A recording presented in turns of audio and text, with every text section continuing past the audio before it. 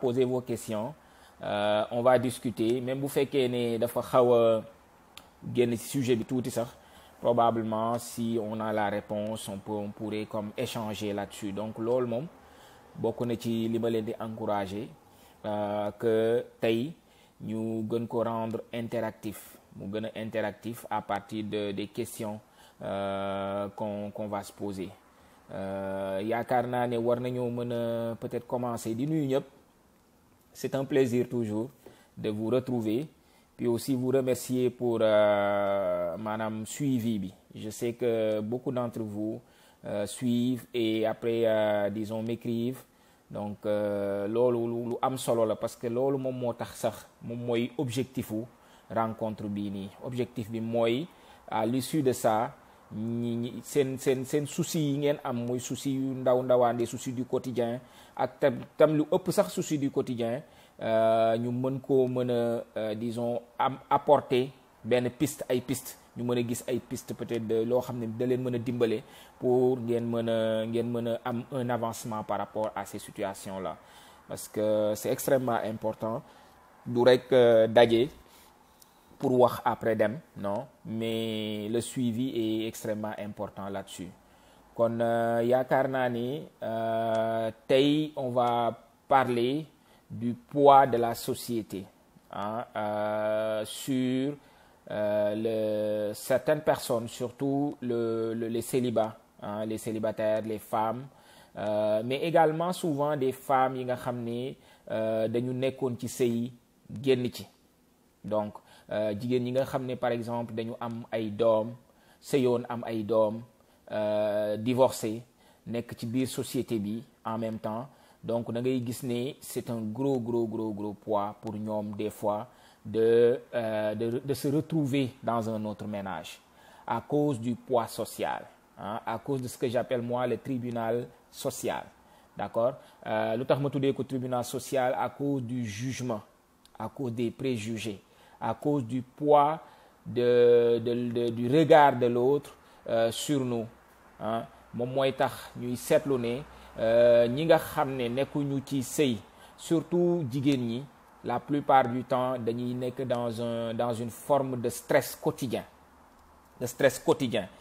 Yenn saa yi damay xool sax ma ne c'est la course au mariage. Da ngay gis ne da ngay seetlu ne yenn saa yi nit ñi dañuy nekk dans une posture de course au mariage. Lu tax nag mooy bu ñu xoolee ñun suñu société, le fait pour une femme de trouver un bon mari, comme on dit, un bon mari, te loolu peut-être que dinañ ci dellusiwaat. C'est quoi un bon mari? Moi je le mets toujours entre guillemets.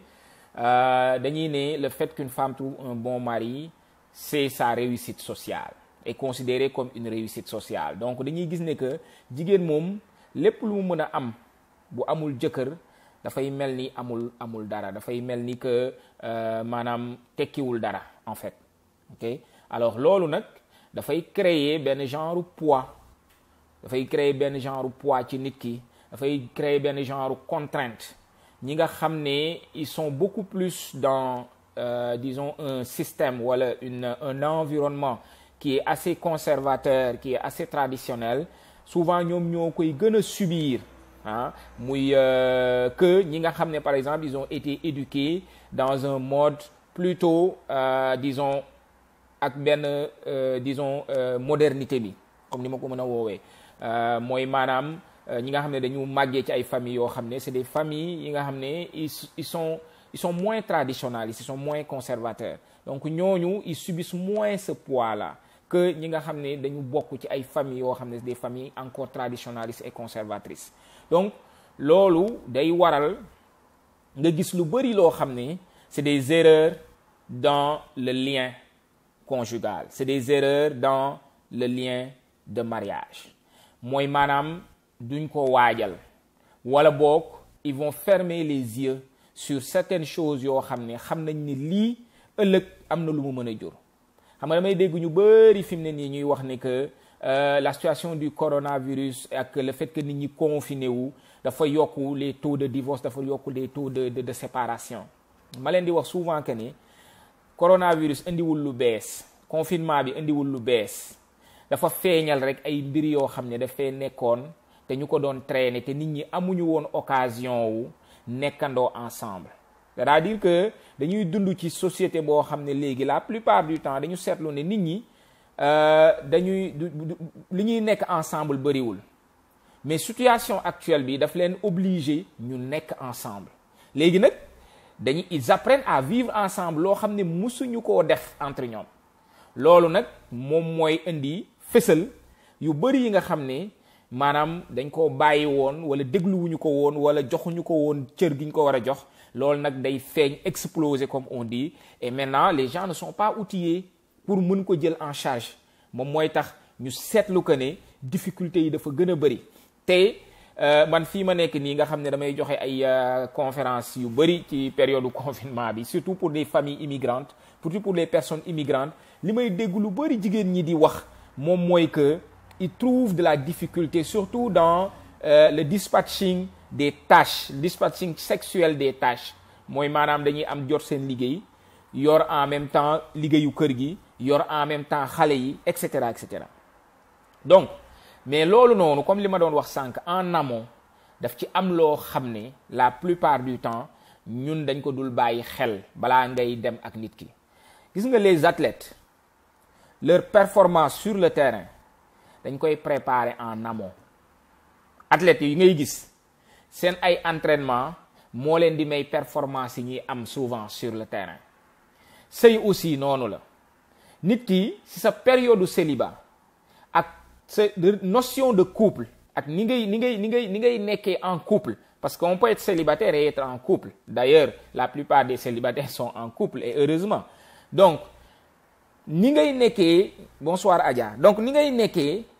célibat ak ni ngay construire sa couple ak réalité yi nekk ci sa biir couple loolu moom moo lay permettre boo demee ba nga dugg ci biir sëy nga am des aptitudes yoo xam ne yow tu l'as déjà travaillé sur le terrain ok moom ngay indi ci boo nekkee en relation de couple moom mooy lan tu sauras mettre tes limites tu sauras mettre tes priorités en avant et tu sauras aussi cohabiter mooy maanaam communiquer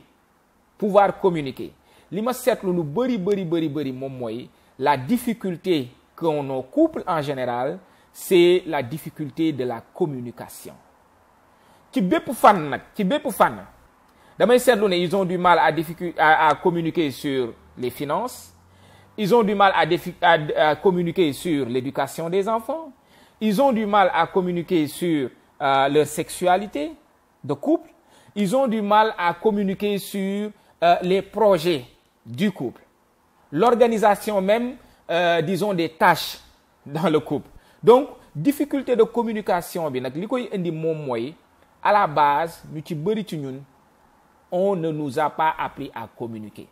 on nous a appris soit à informer soit à suivre des ordres voilà soit à informer soit à suivre des ordres alors que communiquer c'est échanger c'est cohabiter ce qui est important moom mooy li may wax ak li may indi faw ma sóoraale si nit ki nga xam ne moo nekk en face de moi kan la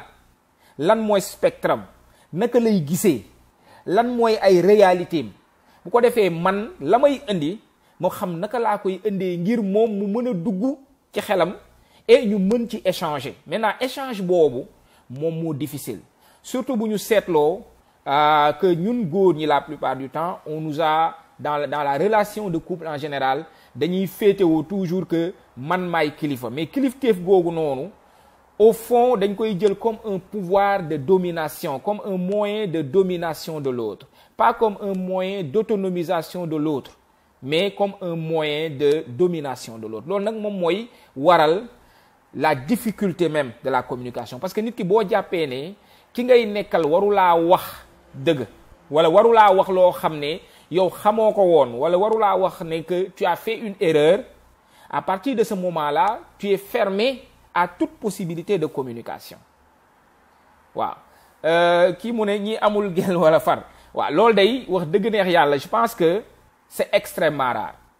nit koo xam ne dafa dund disons toute sa jeunesse musul nekk ak kenn ba muy am jëkkër wala ba muy am jabar loolu c'est extrêmement rare loolu c'est des exceptions te loolu bu amee mooy maanaam la personne est en souffrance par rapport à ses aptitudes relationnelles mooy maanaam nit kooku dafa am lu ko manqué loo xam ne loolu la war a dem wut loolu nag moom mooy waral ñu seetlu ne que nit kooku bu duggee ci biir sëy la plupart du temps du xam naka lay positionné woo ndax lu tax mooy en amont musula nekk ak nit musula am intimité ak nit intimité laa wax waxuma sexualité wala sexuel et cetera mais intimité ak nit mooy partager une intimité loolu bu ko nit musul def ça va être extrêmement difficile pour nit kooku pour mu réussir une relation de couple soit day nekk ci ñaari extrêmes yi soit day nekk nit koo xam ne day yaakaar ne moom rek mooy am dëgg wala mu nekk nit koo xam ne day subir mooy li may wax soit day nekk un persécuteur wala mu nekk une victime c'est-à-dire que pour mu mën a trouver une matière grise parce que une zone grise du moins parce que musu ko expérimenter nit ki li nga jàngul li nga doonul taalibeem mënoo doon sëriñam comme disent les wolof donc loolu lu am kii la maintenant nag nit ñi nga xam ne dañu am difficulté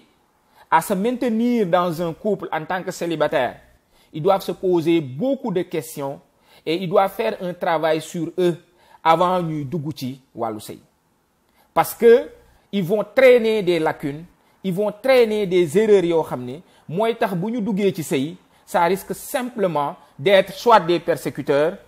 ou soit des victimes mooy maanaam ils vont soit tout subir wala ils vont penser que on leur doit tout parce que expérimenter wuñu dund en couple avec quelqu'un ou quelqu'une avant d'arriver dans une relation de couple scellé maintenant lan mooy importance su disons comme li ma doon wax sànq athlète bi préparé wu avant muy dem ci piste bi muy la préparation en amont lan mooy importance bi mooy daf may permettre man ma gis sama ay propres défauts ak sama ay propres qualités parce que l'autre avec qui je vis en couple day nekk comme genre miroir ci man gis nga nit ki ngay dundal da nga ko war a jël comme miroir mooy maanaam lan mooy ay qualité samay qualité par rapport ak moom lan mooy sama ay défauts par rapport ak moom ak nit ki donc su ma utiliser nit ki comme miroir daf may refléter man sama ay qualité ak sama ay défauts loolu nag moo may permettre li nga xam ne dama ko am comme qualité ma fexe xool naka laa koy conserver ak naka laa koy mettre en valeur li nga xam ne nag dafa nekk ay défauts naka laay fexe ba mën a indi ay changement ci li ma bëgg a changer c'est extrêmement important et puis en même temps aussi daf may permettre ma gis à quel point les différences peuvent et doivent être des forces plutôt que des faiblesses malheureusement loolu phase boobu bu amul moom mooy tax nga gis bu ñu demee ci sëy parce que sëy aussi li ñuy comprendre mooy première partie de couple lune de miel la mooy maanaam li ngay gis rek mooy li rafet ci nit ki li ngay gis rek mooy li baax li ngeen niroole kii de maag moom ñoo niroole kii de maag moom nii kii de dafa rafet kii de dafa nii kii de dafa nangam mais bu ngeen demee ba yegg benn niveau bi boobaa lune de miel bi day jeex li ngeen di commencer gis nag ci couple bi yéen ñaar moom mooy li leen différencier foofu nag ngay gis ne ñi nga xam ne en amont préparé woon nañ seen bopp mooy maanaam yàggoon nañu nekk ci introspection yàggoon nañu nekk ci dynamique de changement ñooñu dinañ am possibilité parce que am nañ li anglais di wooy skills yi mooy am nañ compétence yi déjà parce qu'ils l'ont travaillé en amont en souffrant parce que nit ki pour nga am compétence il faut accepter de souffrir yi mooy lan mooy nekk ci inconfort loo xamul woon wala loo mënul woon nga koy jéem pour mën ko maanaam nekkoon nga nit koo xam ne par exemple tu ne supportais pas que jigéen ne la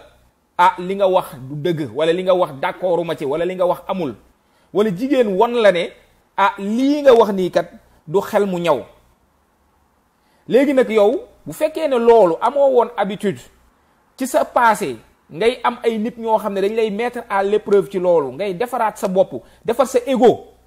parce que loolu daf lay permettre nga defar sa ego ok que tu sois que sa ego bi nga am nga mën cee liggéey ba nga xam ne tu vas être beaucoup plus humble. Humilité mu indil la humilité loolu boo ko amul boo demee ba sëy nga ñëw dajee koo xam ne moom ben c'est une personne boo xam ne déjà liggéey na loolu dans son passé ngeen ñëw daje ngeen am benn discussion mu ne la non lii d'accord ma ci lii nii lii na le yow affaire daf lay choquer parce que tu te mets en position de faiblesse tu te retrouves en position de faiblesse léegi nag boo retrouvé wu en position de faiblesse lan mooy doon sa réaction bu njëkk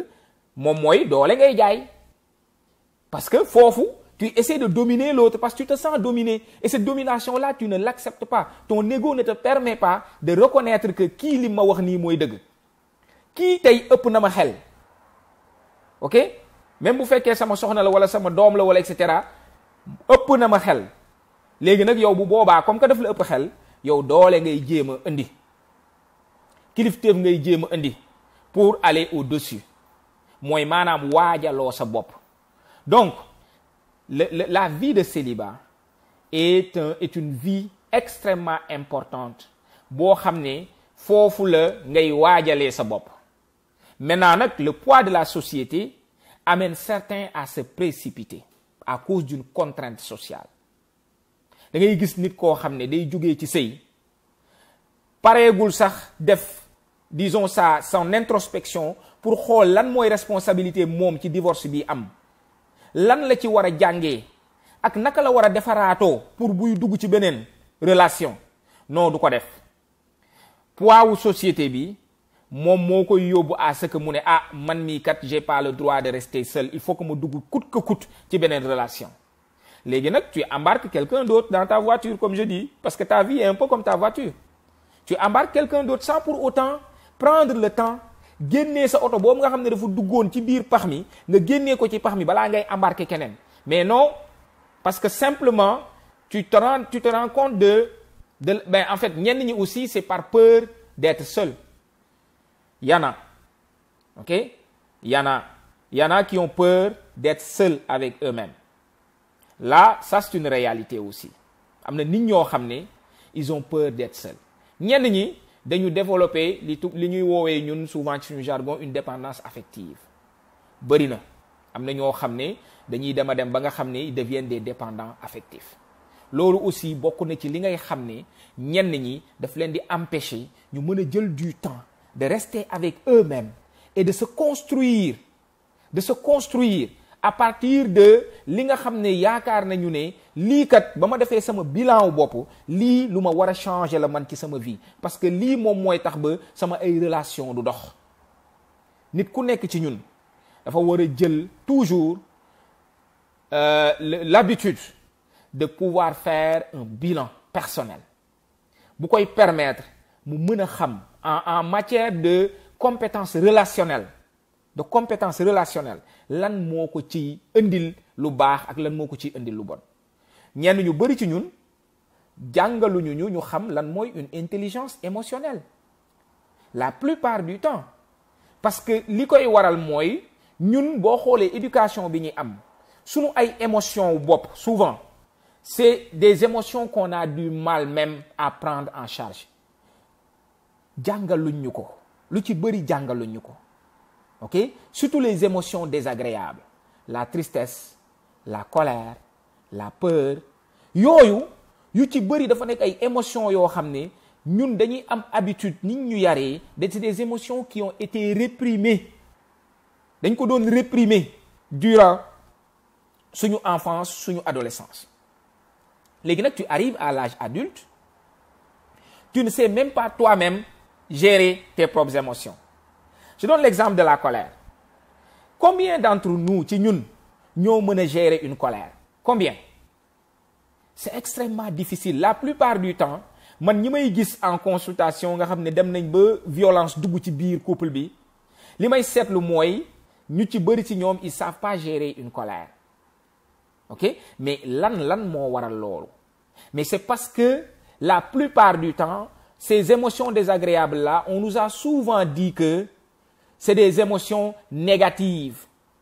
dafay mel ni warul bokk ci suñu dund alors que c'est des émotions yu importantes yu am importance ci vie wu nit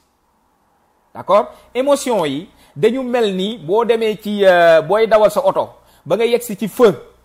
dafa am vert jaune rouge émotion yi noonu lañ mel ci nit ok émotion yi noonu la ñu mel ci nit nit ku nekk ci ñun say émotion dafay am lu mu lay war a jàngal que nga mën koo gis mën leen a xàmmee boo dawalee ba yegsi sa oto mooy sa vie boo dawalee ba yegsi ci feu bu vertee xam nga ne da nga war a dem bu jaune war nga xam ne da nga war a ralentir bu rouge xam nga ne da nga war a taxaw du dëgg mu am ay priorité nag n'est-ce pas donc émotion yi noonu la war a mel ci ñun mais malheureusement ñun ñu ci bëri on nous a pas éduqués surtout li may wooye les émotions désagréables on nous a pas éduqués à pouvoir prendre en charge ces émotions là maintenant nag comme que amuñu compétence boobu noonu loolu mooy waral à chaque fois bu émotion yooyu ñëwee ci ñun on ne sait pas que notre tristesse nous appartient notre colère nous appartient notre peur nous appartient mais la plupart du temps mënuñu ko ñun gérer li tax mooy jàngaluñ ñu comment on gère nos émotions et que jàngaluñ ñu aussi que c'est des émotions humaines normales tant que nag mënoo ko normaliser doo ko mën a accepter ba war koo mën a intégrer pour mën koo utiliser à bon escient. Qu'est-ce que m'apprend ma colère d'aujourd'hui sur telle situation? Lan moo tax tey sama jabar wala sama jëkkër wax lii wala sama doom wax lii rek man ma mer lan moo tax? Il faut qu'on puisse interroger à partir de ces émotions-là lan moo tax mais émotions yi ñëwuñu ñoom kese parce que la nit ki di wax mu yegsi ci man dafa am nu ko sama schéma de pensée di transformer transformation boobu nag ak ni ma koy déggee moom mooy waral ma mer wala ma kontaan. La preuve tey nit mën na ñëw wax la benn mbir ne la ah Bichette mii kat ku pànk la par exemple ok mais yow pànk googu nga jàppee ko na nga ko interpréter mooy kii kat daf ma defal maanaam daf ma won ne man nit koo xam ne la je me laisse pas faire comprendre donc nit ki bu la waxee loolu yow nga interpréter ko noonu comme quoi que kii daf ma won ne man c'est juste une personne qui ne me laisse pas faire bu boobaa da nga koy intégrer positivement lan la lay jural mooy des émotions positives mais bu dee dañ ne la yow da nga pànk googu nga jàppee ko comme benn wax bu négatif léegi yow ni nga koy interpréter moom mooy waral nga mer par rapport ak ki la ko wax donc loolu mooy mbir mi c'est-à-dire que nos émotions dañ leen war a def comme des enseignants bu ñu bëggee avancer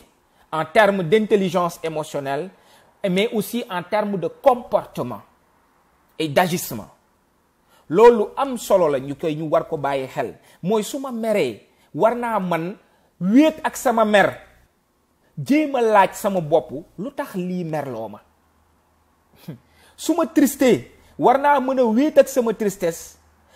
intérieurement jéem a xool man lii lan moo tax mu triste loo ma situation bii nii parce que c'est pas anodin ça m'enseigne quelque chose dafa am lu may indil dafa am lu may wax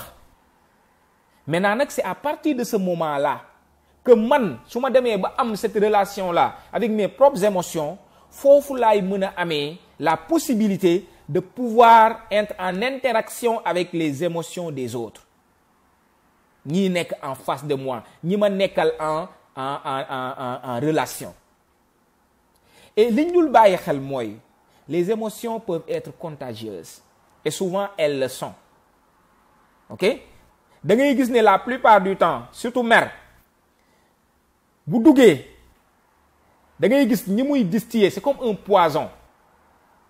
maintenant nag li am solo foofu noonu dañ ko waaye war a bàyyi xel mooy boo demee ba am benn compétence émotionnelle bi yow ci sa bopp nit bu la indilee une colère dafay mel ni ku la tàllal kaasu poison ne la am jëlal naanal ce que j'ai l'habitude de dire mooy dégg naa Bouddha moo ko doon wax c'est-à-dire que personne ne peut me faire du mal sans ma permission wax ju jafee dégg la nag wax ju xóot la lu jafee dégg mooy personne ne peut me faire du mal sans ma permission. loolu li muy juñ li muy wundu mooy nit ki tey bu ñëwee ak meram dafa mel ni kaasu poison bu mu yor ne la am naanal tàllal la ko léegi yow tu as le choix nga jël ko naan mais boo ko jëlee naan il faut pas attendre que lui ou elle meure. C'est toi qui vas mourir. Ok? Parce que c'est toi qui as accepté de le prendre et de le boire. Mais tu as le choix aussi de dire non, je ne le prends pas. Mais pour nga mën a teg mur boobu noonu pour nga mën a teg barrière boobu noonu sa digganteeg poison boobu noonu il faut que yow nga waajal sa bopp en amont pour mën a xam naka ngay defee face à une émotion désagréable d'une autre personne qui veut te brûler. Comme la colère d'une autre personne, un feu qui brûle, parce que c'est comme un feu qui brûle et qui veut venir te brûler. Nga mën a waajal sa bopp. Et là, ça te permet d'avoir la posture du pompier. Parce que pompier, buy dem di fay jëb taal, bu mënul a sol combinaison am sol ko bu baax, du mës a mën a fay taal bi. Du ko mës a mën a fay. Donc yow, en tant que nit, naka ngay préparer sa combinaison bopp yow en tant que nit lan mooy sa combinaison lan mooy say élément pour sa combinaison boobu noonu je parle en métaphore mais j'espère que yéen a ngi may comprendre ci ni may waxee je parle en métaphore parce que dama bëgg pour nit ñi may déglu ñu mën a gis li may wax en même temps mun ko gis nekkul rek ñu koy dégg mais ñu mun ko gis ok yow ci sa bopp en tant que pompier naka autour de toi comment tu as construit ton armure, comment tu l'as construit pour te protéger du feu et de pouvoir aider à l'éteindre. Loolu mooy mbir mi loolu mooy waajal sa bopp gi ngay waajal sa bopp malheureusement ñun ñu ci bëri jàngaluñu loolu tax jàngaluñu ko mooy boo meree ñu ne la yow looy mer da nga bëri jikko mer baaxul nit ku baax du mer ok booy jooy ñu ne la non bàyyil jooy góor du jooy looy jooy lii jarul jooy etc etc quand tu es triste moo tax on a même du mal à nommer ces émotions-là mbégte bu ñu bégee mën nañ koo wax tey moom dama bég tey moom kontaan naa tey moom sama xol sedd na waaye c'est rare ngay dégg surtout ci nit ñi nga xam ne ils ont un ego donc surdimensionné comme je dis que ñu ne aujourd'hui je suis triste loolu laay parents yi il faut apprendre à dire à nos enfants aujourd'hui papa ou maman est triste ou maman est en colère ok ou maman ou papa est triste ou maman a peur ou papa a peur que ñoom bu ñuy dégg loolu ak image bi ñu am ci yow parce que ñun ñooy suñu ay disons modèle ay ñi ñuy yar ñun ñooy seen ay modèle xale bu nekk ci biir boppam yaakaar na ne papaam moo mën góor ñëpp yaakaar na ko moom pour moom c'est un super héros sa maman pareil donc ñoom ñu mën a gis ne seen super héros yooyu di yaay ak baay ils sont capables d'être vulnérables daf leen di permettre ñoom ñu xam ne donc c'est normal d'être vulnérable comme que kii ma teg fii ci kaw moo mën a vulnérable ba pare nommer qu'il est vulnérable faut pas avoir peur de notre vulnérabilité il faut pas qu'on ait peur de nos imperfections il faut pas qu'on ait peur de montrer ce côté humain là parce que en tant qu'humain on est fait d'abord d'imperfection. La perfection n'est pas humaine. Donc, autour de nous, on ne doit pas avoir peur de montrer nos faiblesses, de montrer notre vulnérabilité en tant qu'humain. Loolu moom mooy tax loolu c'est ça qui fait notre force en fait. Les personnes les plus fortes, ce sont les personnes qui sont capables de montrer leur vulnérabilité. Ce sont des personnes qui sont capables de demander de l'aide quand ils en ont besoin. Parce que ce sont des personnes qui ont été capables de défier leur ego et de mettre à l'épreuve leur ego. Loolu mooy force. La vraie force, c'est ça. Malheureusement, ñu ci bëri ci ñun dañuy dem ba nga xam ne on a peur de se montrer vulnérable. On a peur de se montrer faible face à certaines situations de la vie. Moom mooy tax bu ñuy craquer bu ñuy exploser on explose en 1000 morceaux. C'est pas beau à voir souvent quand on explose parce qu'on accumule tellement on accumule tellement de souffrance émotionnelle que on a tellement peur de se montrer vulnérable ragal nit ñi ne ah kii kat nii la mel ndekete kii kat moom nii nangam bu dee góor ñi la ñu ne merci Diène merci ñu ne bu dee góor la ñu ne kii kat moom ni mu yambaree góor naka lay kiyee naka la góor di melee nii nangam cette peur là de ne plus être un homme bu dee jigéen la mu nekk ci biir sëy mu war a wax ne sama sëy bi dafa métti wala sama nii wala nii maa ngi souffrir wala nangam ñu ne kii kat du muñ kat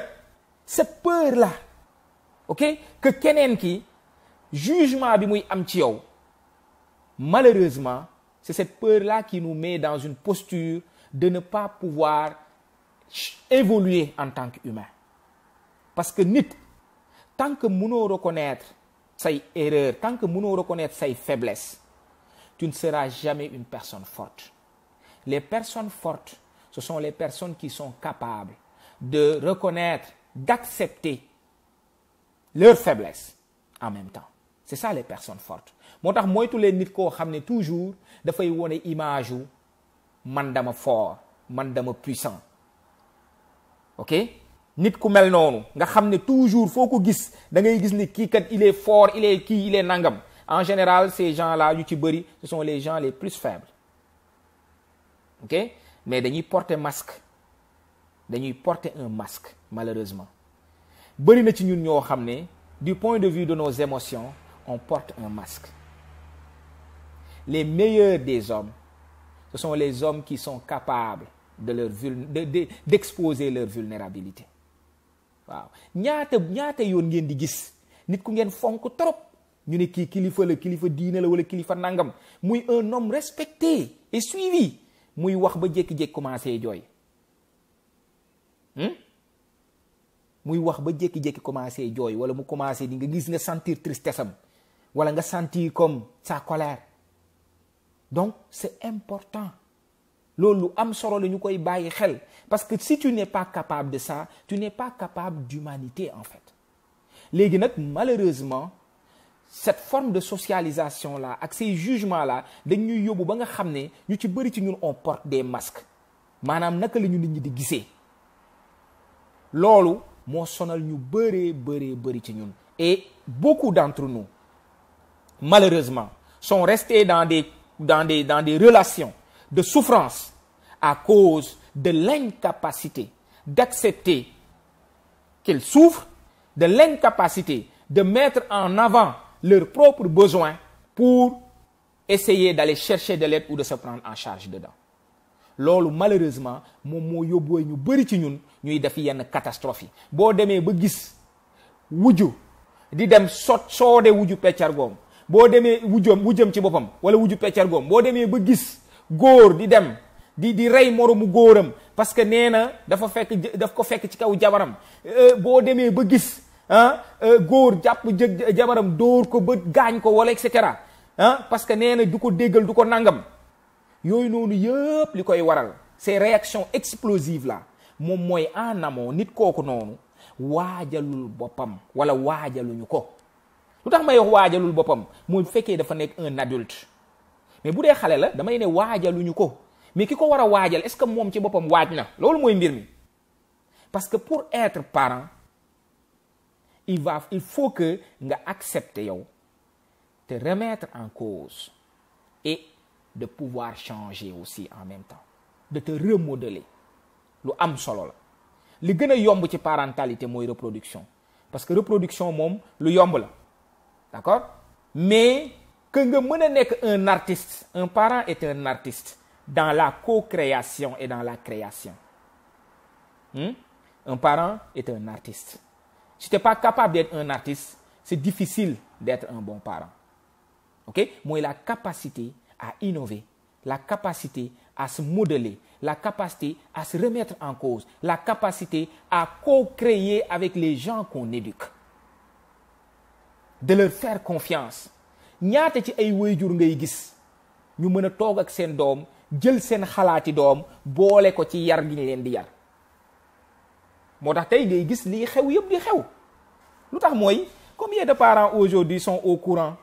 de la réalité actuelle de leurs enfants hyper connectés de l'hyperconnexion de leurs enfants ñaata waajur bëriwuñu. C'est beaucoup plus facile de dire xale yi léegi kat yarootuñu mais xale yi yaruñu seen bopp loolu laay wax toujours neexul a dégg nag mais xale yi yaruñu seen bopp. Est-ce qu'on fait l'effort ñun en tant que nit waajal sunu bopp loolu mooy tax ngay gis dañuy dem ba nekk ci sëy am ay doom mais on a du mal à assurer une parentalité comme il faut à ces enfants-là parce que li tax mooy en amont mooy li may wax waajaloo sa bopp maintenant nag bon waajal bopp boobu noonu dafa demander beaucoup de sacrifices et d'accepter de traverser des inconforts parce que nit moom bu xasee ba nekk ci benn confort du yomb mukk lu ko fay génnee. On est très confortable à dire nii lañ ma yaree nii laa mel lii mooy sama jikko etc. Comme si on n'a pas la possibilité de changer les choses. Pourtant oto bi ñu yor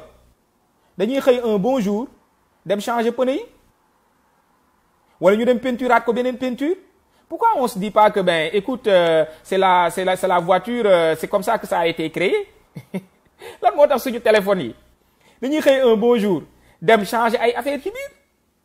ah suñu garde-robe dañuy xëy di changer ay affaire ci biir. On accepte de changer ces choses-là mais quand il s'agit de disons de nous-mêmes on a du mal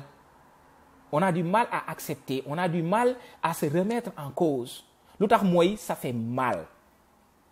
Gis nga ce travail-là ça fait extrêmement mal doublement.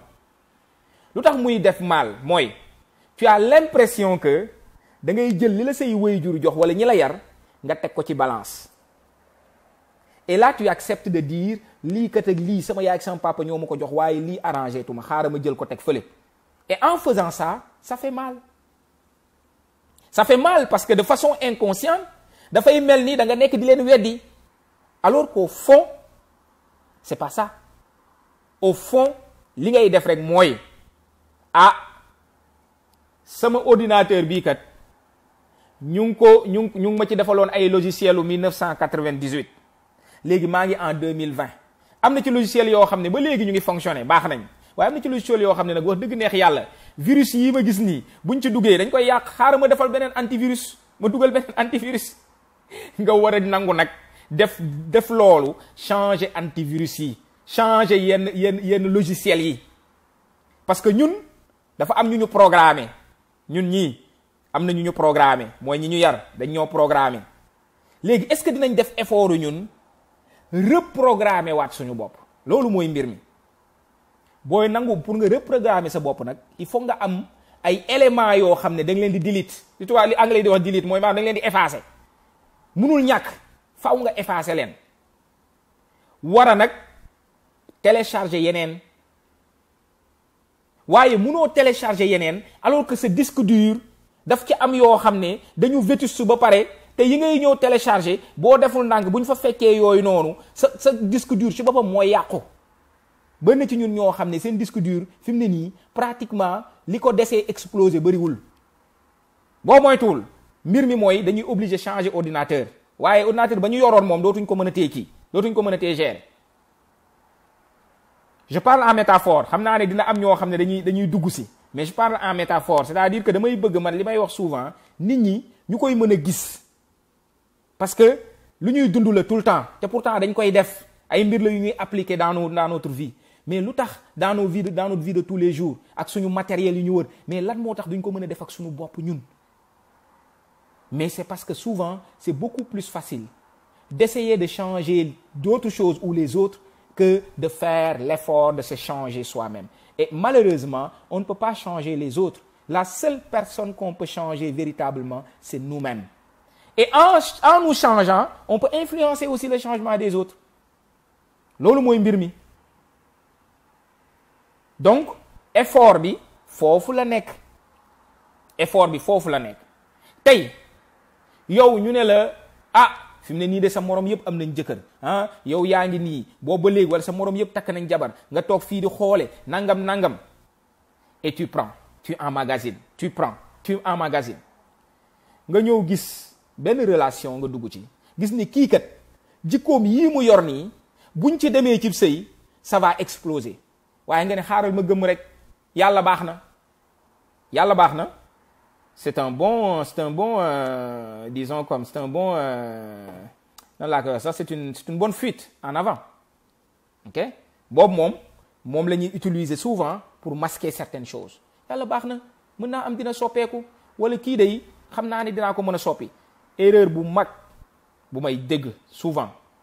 ma koy gis ci te dynamique de couple yi moom mooy da ngay gis ne ku jigéen ki souvent wala keneen ku góor ki ça arrive aussi ci góor ñi dañ naan la kii kat bi may nekk ak moom xamoon naa lii ak lii ak lii waaye je m'étais dit que ne mën naa ko changer ma ne ah ok lu tax nga yaakaaroon ne mën nga ko changer mu ne ma non parce que xam nga nii ak nii ak nii ma ne ko ah ok kon yow da nga yaakaaroon ne tu as les skills tu as les compétences pour war a mën a soppi nit kii nga xam ne dañ ko modeler déjà dañ ko programmer am nuñ ko programmer woon malheureusement c'est ça la difficulté ñu ne ah nañ ci dugg rek jëkkër ju bon moo gën far wu baax nañu xoolaat suñu yenn adage ngeen baal ma nañu xoolaat suñu yenn adage parce que gis nga les messages intériorisés sont extrêmement importants dans le mindset. Comment on construit notre façon de voir par rapport aux messages intériorisés. nañu seetlu yi ñuy wax ak yi ñuy génnee suñuy làmmiñ yenn saay naka lay influencer suñu comportement ak naka lay influencer suñuy mbir. Mieux vaut être seul qu'être mal accompagné. Mieux vaut être seul qu'être mal accompagné. waaw bu dee yow nag maanaam da nga jàpp ne nekk ak góor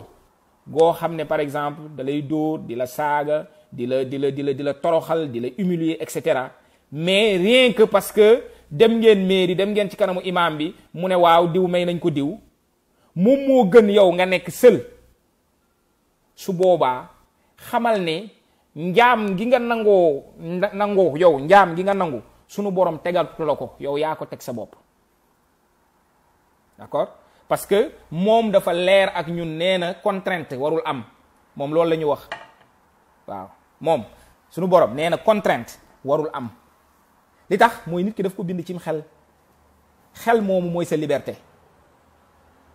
nit xel miñ ko bindee xel moomu mooy liberté am bu demee ba xel moomu noonu mënatu koo utiliser su boobaa rek mu wëlbatiku nekk koo xam ne dañ koy mën a dominer parce que day liy mala ci moom rek moom mooy mujj nekk en avant bu xel mi dañee ci nit ki ak possibilité mën a utiliser xelam ak liberté mën a utiliser xelam loolu bu dañee ci nit ki rek mooy maanaam nit kooku noonu nekkatul jëmmi nit rek la yor jëmmi nit rek moo ko dese waaye la ca des yëpp daanaka lay nit ci moom dañ na dem na waaw la preuve nit bu tàggoog xelam dootuñ ko topp li ñu toppee nit ñi ah nit bu tàggoo ak xelam dootuñ ko toppee li ñuy toppee nit ñi ñi tàggoog seen xel woor waru leen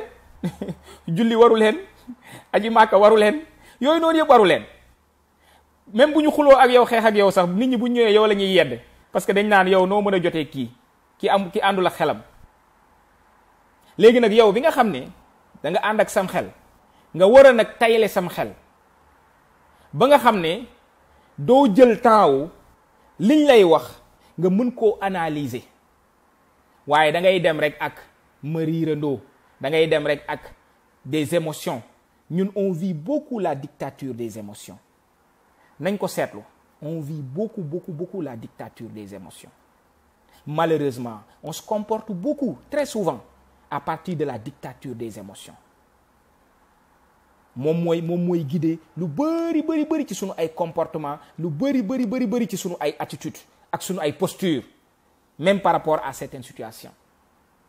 donc loolu dafa nekk loo xam ne lu profond la ci ñun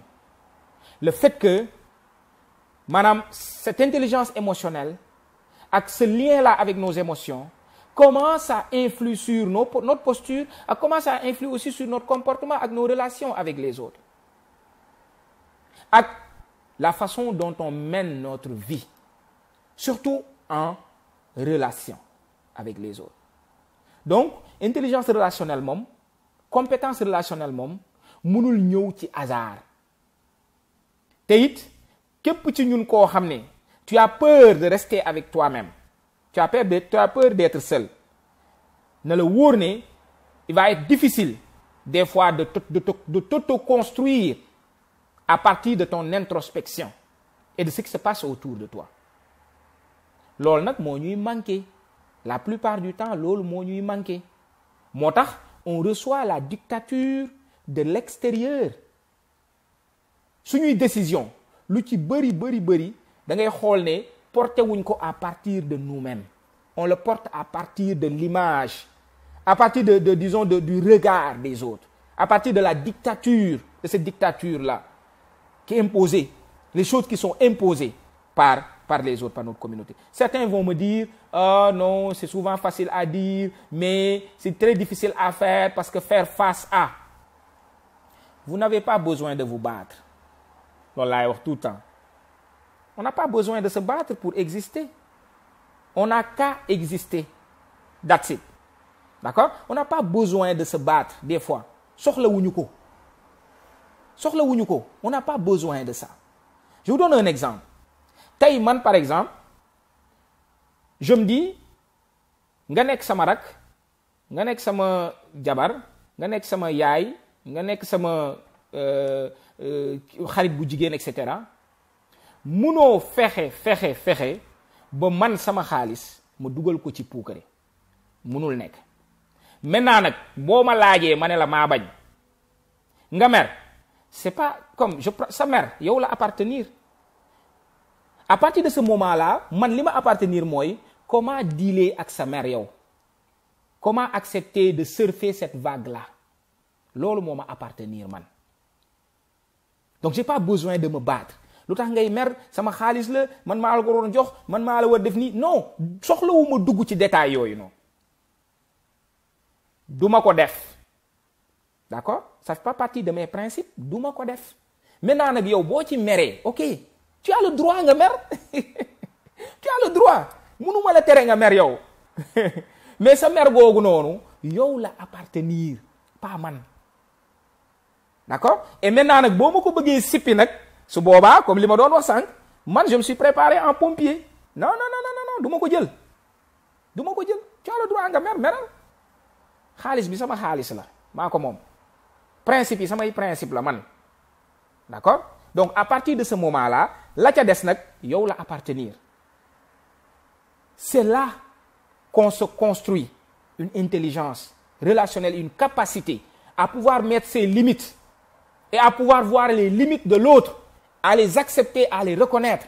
loolu mooy sunu problème. La plupart du temps loolu mooy sunu difficulté. Kii mu ne ngelu mu ne au Sénégal on dirait que si tu n'as pas de mari ou de femme c'est une maladie. waaw li tax mooy dañu jàpp ne loolu moom mooy réussite sociale. dañu jàpp ne loolu moom mooy sécurité en fait. Voilà, loolu la ñu jàpp sécurité. Maintenant nag il faut faire la différence entre l'aspect spirituel et l'aspect social. Malheureusement c'est très mélangé ba nga xam ne ñu ci bëri ci ñun sax duñ ci génn. On ne parvient pas à faire cette différence-là entre qu'est-ce qui est spirituel dedans ak spiritualité bi lan la ñuy jàngal ci loolu ak qu'est-ce qui est social dedans. moo tax dañu dem ba nga xam ne c'est un défaut. On considère que c'est un défaut. On considère que c'est un défaut de ne pas pouvoir être en relation de mariage, en relation conjugale. On considère que c'est un défaut. Alors maintenant li may wax mooy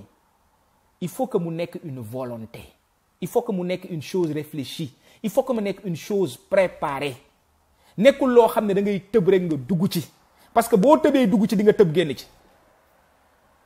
nit ki lépp lu mu tëb dugg ci boo moytul day tëb génnaat ci ndax li tax mooy préparé wu ko. waaye boo ci duggee yombul. waaw yombul de waaw Bichette dëgg yombul. ñàkk a yomb googu nag moom moo tax ñu war a waajal sunu ay njaboot waajal ñi ñuy yar parce que ñu ci bëri ci ñun li may wax mooy déjà ñun on est déjà modelé on est déjà programmé daf ci am programmation boo yoo xam ne moom ci suufu disque dur bi la nekk mooy c'est des musiques gis ngeen ancienne cassette yooyu ñu daan am loolu ñi gën a nekk ay ndaw xamuñu ko mais am na ay cassette yoo xam ne dañ ko daan dugal def play muy daw daf ay kii bu ci musique mësaan nekk pour nga enregistrer ci beneen musique c'était extrêmement difficile munoon na nekk mais yenn saa yi da ngay am en toile de fond boo deful ndànk beneen son ñun noonu la ñu xaw a mel on a été il y a une musique de base bu nekk ci ñun maintenant l'effort qu'on peut faire c'est que cette musique de base là qu'on essaie de la rendre beaucoup plus audible et beaucoup plus consommable dans le monde dans lequel on est en train de vivre d'accord alors loolu lu am solo loo xam ne dañ cee war a bàyyi xel maintenant nag il faut comprendre que la solitude des fois est une bonne chose. Il y a des solitudes qui sont mauvaises, ok, mais il y a des solitudes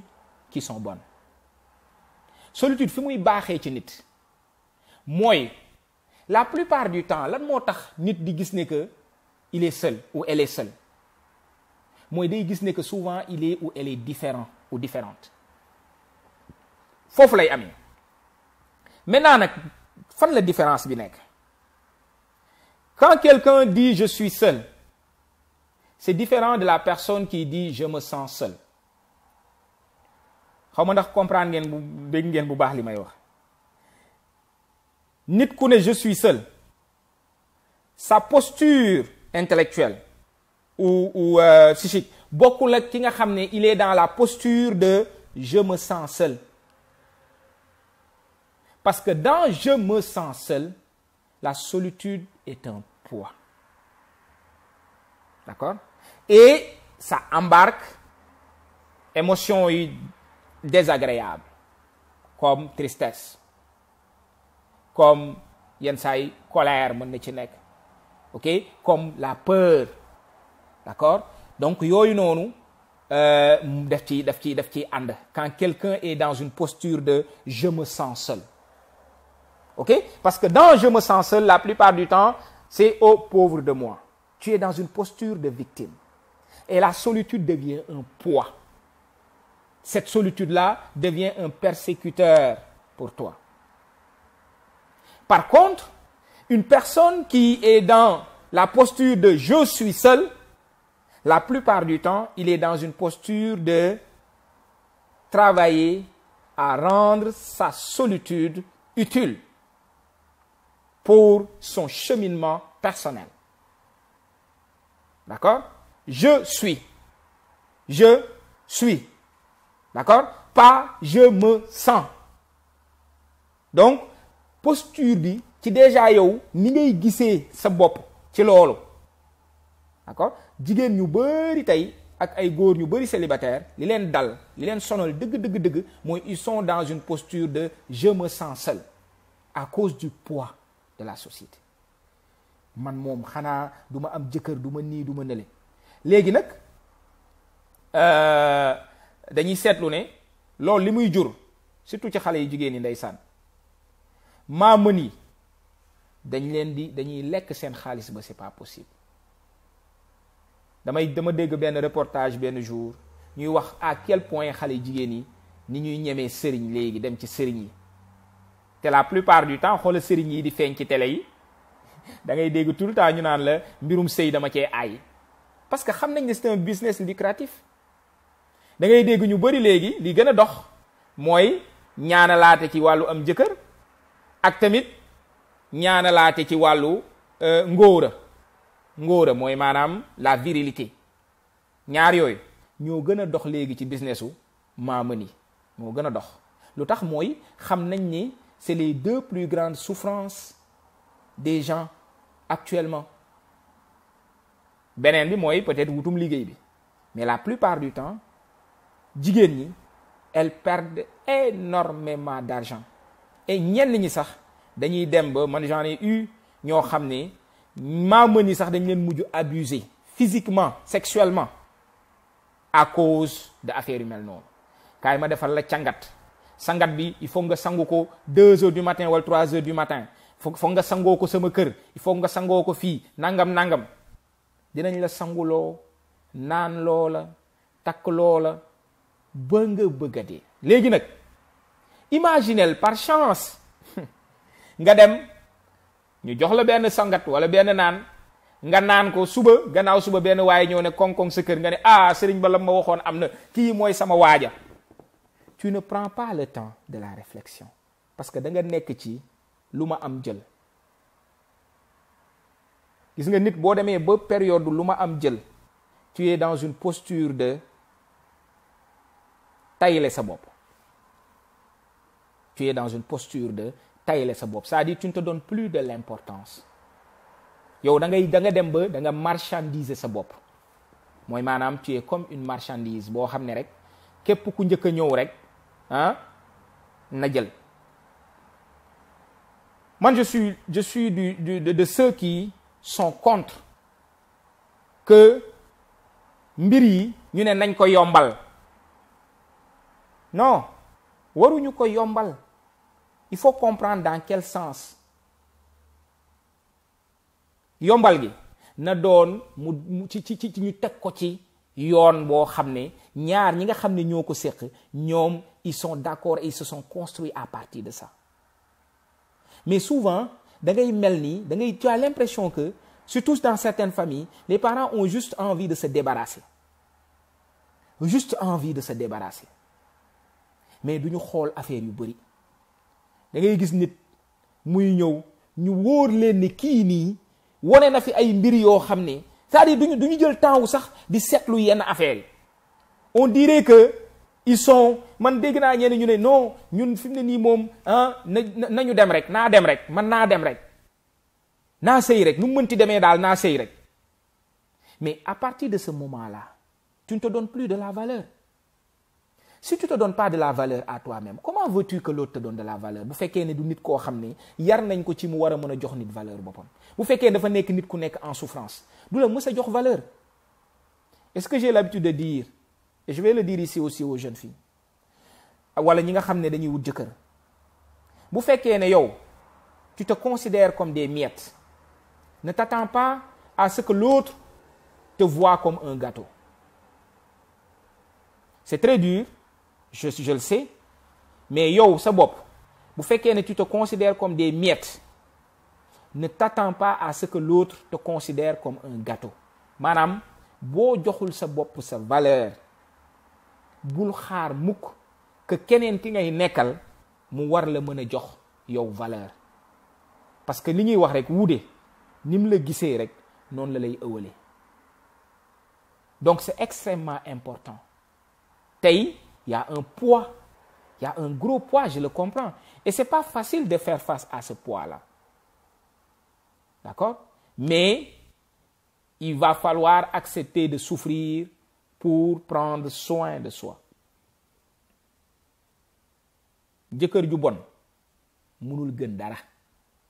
Je suis désolé là mais jëkkër ju bon wala jabar ju bon mënul gën dara. C'est pas possible. On n'est pas ensemble pour souffrir ou pour faire souffrir l'autre. On est ensemble pour se construire les uns les autres, pour construire un bonheur, pour construire un respect mutuel. loolu moom mooy waral njaboot gi nga xam ne dañ koo bëgg a am wala projet bi ñu am mu mën a jóg mooy le fondement. bu sa fondement baaxul loo mën a teg ci étage jàppal ne un jour dina ñëw bâtiment bi day jékki-jékki rek màbbal boppam parce que fondement bi ci boppam moo taxawul. fondement bi nag mooy yow ce que tu apportes ak moom li muy apporter ngeen co-construire ko ensemble. loolu mooy fondement bi. moo tax tey bu ñuy crier partout que y a beaucoup de divorces, y a beaucoup de violence dans les couples et cetera dama leen ne nit ñi ne waajalatuñu seen bopp et puis waajalatuñu leen. C'est ça. C'est juste ça. Il faut qu'on retourne à ça. Et que cette contrainte-là que ñu tegee ko côté ñu xam ne que nit ki dafa am foo xam ne boo fa yeggee dans ta vie il faut accepter de prendre le volant de ta vie. Ta vie est une voiture, c'est toi qui dois être au volant, personne d'autre. Je dis bien personne d'autre. Yow yaa war a nekk au volant. Maintenant nag koo ci embarqué na la woon yoon wi rek fekk na fa nga bëgg a jëm probablement ngeen ànd dem. Bu ngeen àndee di ngeen mën a ànd ku jógee Dakar dem Ziguinchor ak ku jógee Dakar dem Ziguinchor mën nañoo ànd waaye ku jógee Dakar bëgg a dem Saint-Louis ak ku jógee Dakar bëgg a dem Ziguinchor bu ñu bëggee ànd boo moytul bu ñu yeggee croisement jam ñaajo rek seen ñu tas ba day ñëw de parce que bokkuñu yoon ok bokkuñu yoon kon nañu xoolaat bu baax a baax am temps jël ce temps là parce que sinon on va se retrouver dans des situations yoo xam ne après moom mooy indi yenn regrets yi moom mooy indi yenn haine yi tu vois des gens qui se séparent mais c'est terrible à voir mais da ngay gis ni ci biir haine boobu noonu c'est un gros désespoir mais qui avait construit cet espoir là qu'est-ce qui avait construit cet espoir là ñun la on l'a construit à partir de quoi parce que espoir moom foog mu am nit ñi bu ñu nekk ensemble c'est parce qu'ils ont un espoir mais espoir bi c'est construit sur quelle base loolu mooy mbir mi souvent on se fait des attentes irréalistes vis-à-vis des gens avec qui on vit et on est très déçus. Pourquoi? Mais parce que nos attentes sont irréalistes. Nit ki mënul joxe lu mu amul mënul nekk. La personne ne peut donner que ce qu'elle a. Maintenant, si on se fait des attentes irréalistes et qu'on est déçu, c'est la faute à qui? C'est pas la faute à l'autre, c'est notre faute à nous. Si on s'embarque ci loo xam ne on s'est fermé les yeux ñu embarqué ci mais quand ça va pas bu fekkee ne ñun ñoo takk suñuy bët di dawal suñu oto mais bu ñu mbëkkee garab c'est pas la faute de personne. C'est parce que la route n'est pas bien faite. Mais c'est parce que c'est nous qui n'avons pas pris le temps de nous ouvrir les yeux pour xool la route. Donc bu ngeen di embarquer ngir yàlla jël leen le temps d'embarquer des gens yi nga xam ne da ngeen bokk destination waxtaan ngeen bu bokk destination. léegi nag bu ngeen bokkee destination ngeen ñëpp Saint-Louis ngeen jëm jugee Ndakaaru bu ngeen demee ba jëm ñaaju mu ne la Ziguinchor laa bëgg a jëm boobaa di nga mën a am fulla ne ko man waxante wuñu woon Ziguinchor man Saint-Louis laa jëm yow nag tu as le droit nga dem Ziguinchor na sa yoon nangu bu ko defee boo yéegaatee tali bi parce que wàccoon ngeen tali bi boo yéegaatee laatee sa oto si tali bi boo gisee keneen ku bëgg a dem Saint-Louis ba mu jox la lu la doy nga embarqué ko ngeen dem Saint-Louis et que tu aies ce courage là d'accord sans pour autant nga mën a disons en étant en capacité de faire face. Je comprends li may wax du lu yomb waxuma lu yomb de waxuma loo xam ne da nga koy def d'un coup déedéet ça a pris du temps ça prend du temps ça prend d'accepter de souffrir ça prend souvent que d'accepter de ne pas être aimé par certaines personnes loolu nag moo gën a jafe ci ñun accepter de ne pas être aimé par certaines personnes à cause des décisions qu'on a prises pour notre vie et pour notre bien-être nañu bàyyi xel ci loolu le fait d'accepter de ne pas être aimé par quelqu'un peut-être même qu'on aime parce que simplement cette personne-là n'est pas prête à accepter notre choix de vie mais que nous on est convaincus que ce choix de vie-là mooy suñu bien-être moom mooy créer suñu bien-être loolu foofu la difficulté bi nekk te foofu le défi bi nekk ci ku nekk ci ñun oui ça demande beaucoup de volonté tu as bien raison ami tu as bien raison ça demande beaucoup de volonté et du courage aussi du courage des fois nga embarqué ku amul destination ils te font miroiter un avenir commun ba nga ne waajaa ngi nii ndeke yow waaw loolu mën na am loolu tu as raison Ramsès tu as raison du question amul destination mais c'est parce que aussi des fois est-ce que dinañ jël temps mooy li may wax est-ce que dinañ jël temps wu discuter ci destination boobu noonu sérieusement loolu mooy mbir mi parce que nit ku dem amul destination boo waxtaanee ak moom yomb naa xam y a des questions simples il y a des questions simples qu'il faut accepter de se poser d'accord nit nag mën na dem ba ci biir mu bëgg a changer destination ami loolu nit mën na def loolu nit mën na dem ba ci biir Ramsès du moins nit mën na dem ba ci biir mu bëgg a changer destination su boobaa ah moom wàllam la c'est son droit dafa bëgg a changer destination na changer destination mais man du ma yóbbaale loolu mooy mbir mi wax ji yëpp foofu la nekk dañoo d'accordoon lii mooy joxante kàddu fii lañ bëgg a jëm ñun ñaar Saint-Louis yow nga dem ba jam ñaajo nga ne ah man daal xoolaat naa ba xool waaye daal Ziguinchor laa bëgg a dem parce que ba nga yeggee ba jam ñaajo gis nga ci yoonu Ziguinchor bi ay garab yu gën a naat gis nga ay mango yu gën a rafet nga yaakaar ne foofu la mango ji gën a neexee nga ne kon xaaral dama bëgg a changer destination waaye man doo ma fa yóbbu man mango ndar bi laa bëgg a dem lekki lu dëgg yow nag comme que ñëw nga ba ci yoon bi nga ne nga yow da nga gis ay mango yu gën a rafet boor Ziguinchor fa nga bëgg a dem mais demal et c'est là parce que séparation moom day laaj toujours deuil loolu moo métti moo tax des fois dama koy wax xam naa ni ngeen seetaan yéen ñëpp maîtresse d'un homme marié yéen damay dégg ak jigéen ñu bëri di kaas naan non laal nii ak nii ma ne leen fi mu ne nii mi ngi souffrir li tax mooy elle continue à vouloir s'accrocher à un homme qui peut-être bu jóge woon ci moom ça va l'aider à être une autre personne et à reconstruire sa vie mais autant elle va continuer à s'accrocher mais autant elle va continuer à souffrir loolu mooy mbir mi yenn saa yi da ngay nekk ak nit ngeen tàggoo mu métti lool d'accord tu acceptes de traverser cette souffrance-là de la séparation et du deuil mais nga génn ci nga gis ne nga ne alhamdulillah kon ndekete man lii moo gënoon ci man parce que tu reconstruis une vie tellement beaucoup plus intéressante tellement beaucoup plus riche humainement tellement beaucoup plus respectueuse pour toi que da nga naan mais man lii lan moo tax teelu ma ci woon a génn sax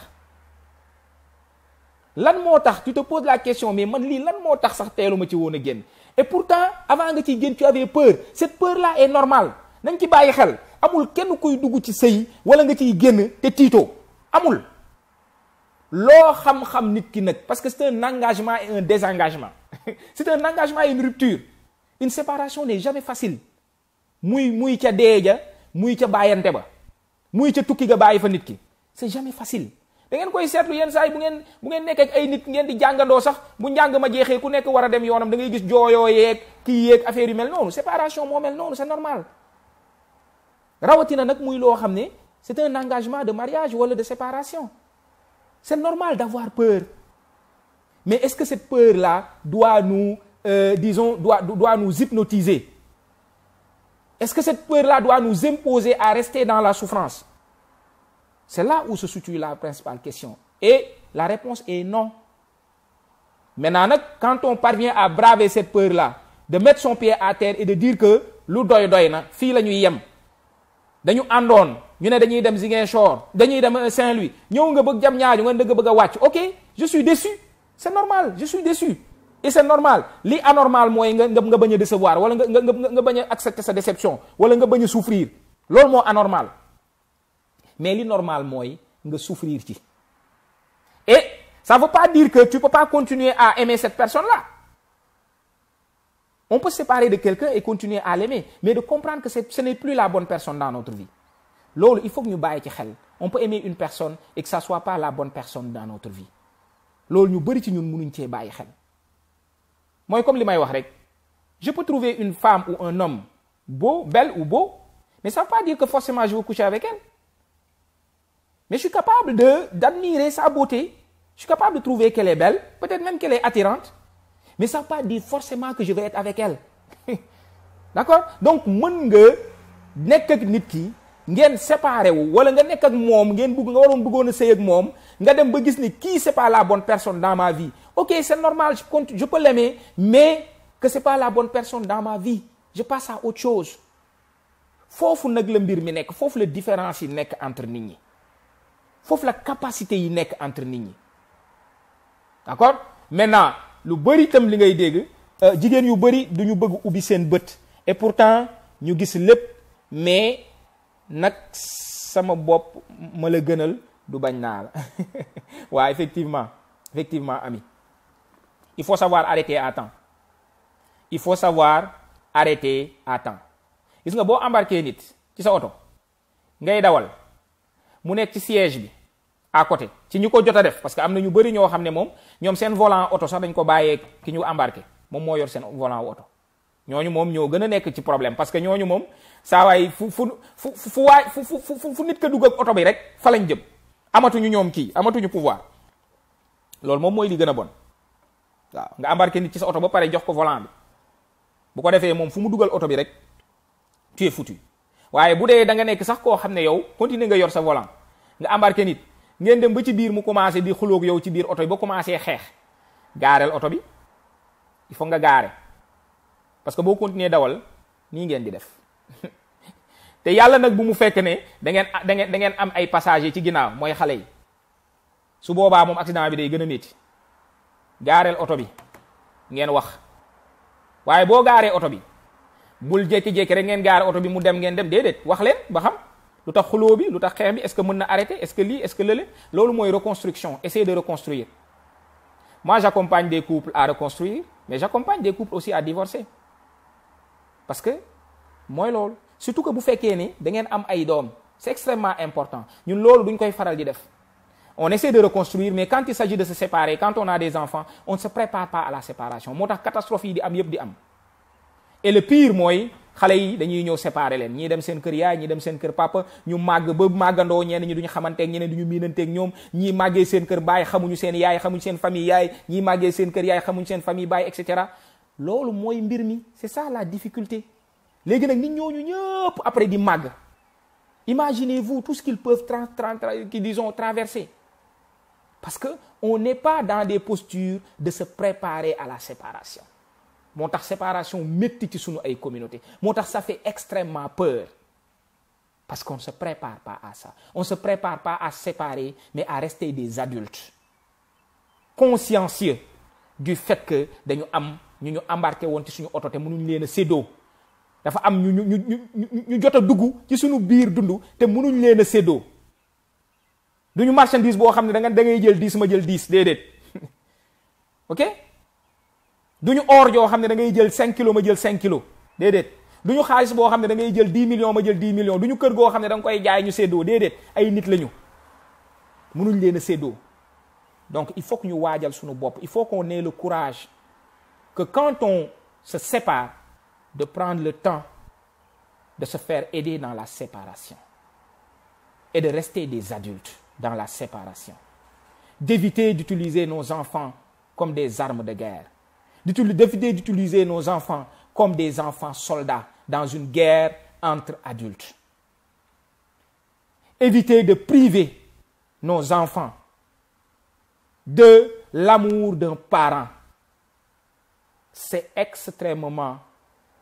disons, lâche, c'est extrêmement violent. Extrêmement violent. Maintenant nag bu fekkee dafa nekk parent boo xam ne il n'est pas apte à pouvoir s'occuper de son enfant, là, il n'est pas apte. Nit ko aptul mënuñu ko bàyyi ak ay xale.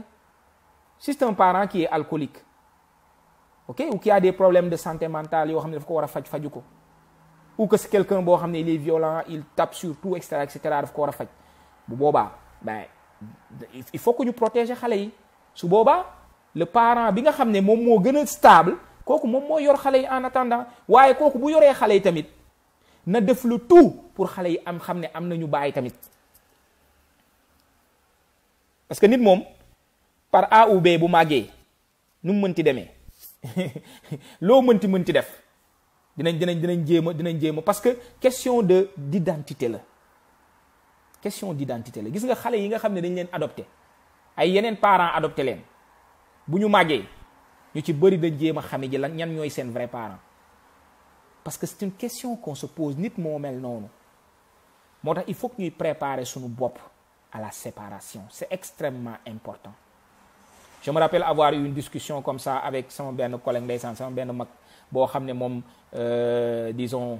sama mag la ci liggéey bi may def ñu waxtaan ci mu ne ma moom il accompagne des couples à se construire mais il n'est pas capable d'accompagner des couples à se séparer ma ne ko ben c'est ton choix mais man j'ai décidé d'être un thérapeute et il ne s'agit pas de ma vie. It's not about my life. Il ne s'agit pas de ma vie, c'est la vie des autres. Moi, je suis là pour aider les autres dans leur vie. Donc, c'est ma propre affaire, man. Man, je suis neutre dedans. Je fais juste comme accompagner. Yen. Donc, j'accompagne à la reconstruction, à la construction, à la reconstruction, aux efforts de reconstruction, comme à la séparation. Parce que j'ai choisi de faire ça.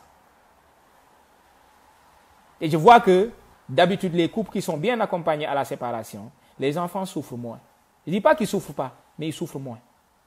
Ils sont moins pris au piège. Combien d'entre nous nous sentirons cette prise au piège-là? Combien? D'accord? Alors, maintenant, je ne sais pas si vous avez des questions. C'est sûr qu'on arrive à peu près à la fin. C'est des questions auxquelles on peut discuter longuement. J'ai proposé à Bichette que pour la prochaine séance, dans 2 semaines, parce que ça revient beaucoup aussi, on va parler probablement de la sexualité, de l'intimité du couple. Wow, ça revient beaucoup. Et je me suis rendu compte que malheureusement, c'est un gros défi. C'est un gros défi pour nos couples parce qu'il y a beaucoup de tabous. Et j'en ai discuté un peu avec Bichette. Je pense que c'est quelque chose qui va aussi peut-être vous intéresser beaucoup. Parce que je vois que ça revient beaucoup et ça peut aussi être aidant. Je pense que ça peut être aussi aidant. Donc, Miginono, je ne sais pas si vous avez des questions avant qu'on se quitte. C'est sûr que en 1 heure de temps, dañuy jéem rek indi le maximum qu'on peut. Et vous remercier encore parce que ce que je me dis, moi, c'est yéen la. Mbir mi yéen la. Yéen ñi nga xam ne vous prenez votre temps de venir m'écouter. Peut-être que des fois dina nekk loo xam ne mais en sortant de là, comme je dis, ku ci nekk il faut faire le tri. Il est intéressé nga bàyyi ko ci sa biir panier. Il est intéressé wu ci li ñu wax nga génnee ko tegee na le. Intéressé mooy li la arrangé ci sa dund li nga xam ne concordé na ak sa dund loolu nga bàyyi ko ci li nga xam ne nag concordé wul ak sa dund même bu ñu ko fi waxee mooy li may wax rek li may wax c'est pas parole d'évangile, c'est des expériences de vécu professionnel, d'accompagnement de personnes durant les années. Donc expérience boobu la ñuy ñëw di ko partager ak yéen. Maintenant on essaie juste de parler un langage qui est accessible. J'espère que li may wax c'est accessible à vous. J'utilise beaucoup les métaphores. J'aime ça utiliser les métaphores parce que souvent ça c'est beaucoup plus visuel, c'est beaucoup plus parlant. Moom mooy tax la plupart du temps ngeen di gis may utiliser ay métaphores pour essayer d'amener certaines affaires. Donc merci Mamadou, merci à tout le monde. On se voit dans 2 semaines. Bu soobee yàlla. Donc d'ici là, comme li may wax rek, si vous avez des questions, si vous avez des choses yi nga xam ne daf leen intéressé, peut-être si vous le posez, peut-être que man su ma si jotee directement wala Bichette jot si, probablement on pourra comme vous accompagner. Merci maman, merci Lay Makhtar, merci yéen ñëpp daal. Waaw ñoom Adja, Bichette, donc ngeenu yéen ñëpp daal. Waaw vraiment yéen ñëpp. Donc je vous souhaite de passer une excellente fin de semaine. Profitez-en, ok? Li may wax rek, chaque jour est un nouveau jour. Chaque jour est un nouveau jour. Et il faut qu'on prenne le temps de ne pas regretter d'avoir vécu ce jour-là. On peut avoir des remords, mais ne pas regretter d'avoir vécu ce jour-là. Profitez-en et faites-vous plaisir. Hein? Faites-vous plaisir, parce que les petits plaisirs que vous faites, moom mooy tax que ngeen mën a def plaisir aux autres. Quelqu'un qui n'est pas capable de se faire plaisir à soi-même, ça va être difficile de faire plaisir à quelqu'un d'autre. Et vous êtes important. La personne la plus importante dans votre vie, c'est vous. OK? Donc, merci beaucoup. Je vous souhaite une bonne fin de semaine. Merci. Au revoir.